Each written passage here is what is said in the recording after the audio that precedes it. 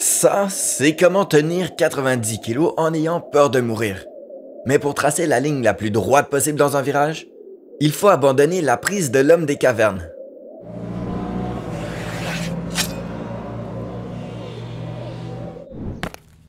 Pour voir le secret de la position de la main de l'accélérateur, allez sur votre piste locale et achetez une crème glacée au mec le plus rapide.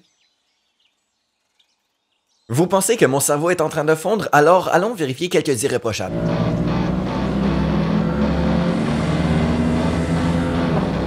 Je m'appelle Dylan Cole et je fais partie de la California Superbike School. Je suis entraîneur de pilote et je fais beaucoup de briefings techniques en classe.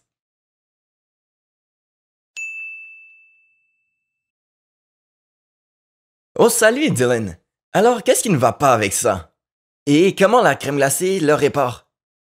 Donc pour un motard de banlieue, la position des mains sera celle la plus confortable lorsque vous êtes assis sur la moto. Mais elle doit être légèrement modifiée lorsque vous prenez un virage.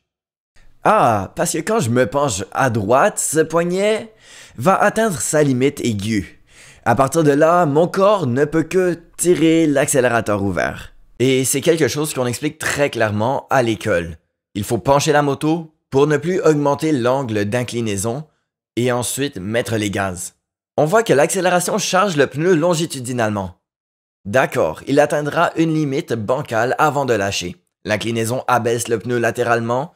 C'est cool, il va aussi s'aider avant d'envoyer votre moto pour une gravure personnalisée gratuite. Mais il ne faut jamais ajouter les deux charges simultanément car cela tire la surface de contact dans différentes directions. Ce qui signifie que la limite arrive plus tôt et sans prévenir.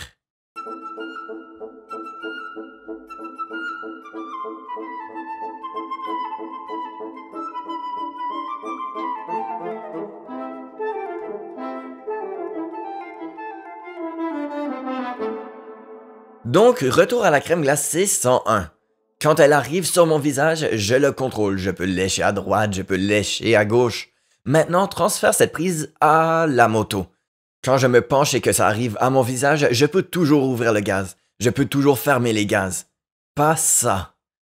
Cela me garde confortablement dans le milieu de gamme.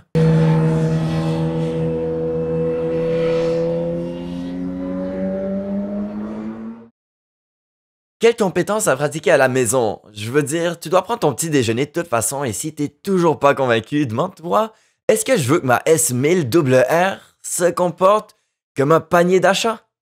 Donc, en particulier avec les pilotes grande taille en position motosportive, vous pouvez les voir s'élever au-dessus du guidon, les bras descendant à un angle plutôt vertical. Et vous constaterez que la moto ne répond pas du tout quand vous faites cela parce que le plan de rotation est en fait en arrière. En baissant les coudes et en poussant vers l'avant sur le guidon, vous obtiendrez une moto beaucoup plus réactive. Notre panier d'achat risque de gaspiller de l'énergie. Je fais un contre-braquage inefficace vers le bas et les guidons ne tournent pas de cette façon. Notre plan de direction est à 90 degrés par rapport à la tige de direction, donc encore une fois, la prise de crème glacée fait naturellement tomber les coudes.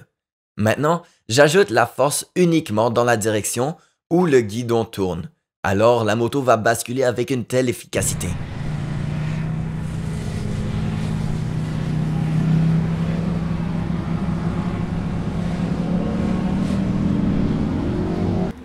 Regardons un professionnel de carrière. On va voir comment on peut donner plus de force avec la main plus ouverte. Désolé, mauvais clip. Alors passons à la version de Fortnite parce que notre profession repose sur l'utilisation de la position de la main la plus perspicace, la plus sensible. Sentez ce beamer vibrer, tressaillir, attraper et briser la traction. Tout critique compétent voudra que cette information soit distillée. Mais si je saisis comme un Homo erectus, je brouille le retour d'information. À travers cette charnière, mon corps est chargé de ressorts. Comment puis-je distinguer les secousses de vent de l'amortissement insuffisant? Et comment puis-je démêler le carburant des freins à mon propre roulis à l'accélération? Peut-être que j'ai payé pour avoir des disques en carbone, des barres en titane, mais avec cette position de main, je pourrais aussi bien tenir ma bite. Encore une fois, notre solution est la prise de crème glacée. Elle place le guidon contre un muscle solide à la base de la main. Maintenant, la flexion du châssis passe par un canal plus étroit.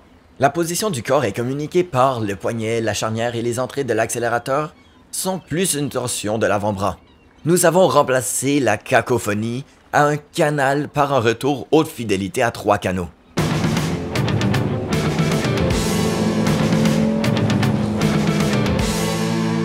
C'est très professionnel.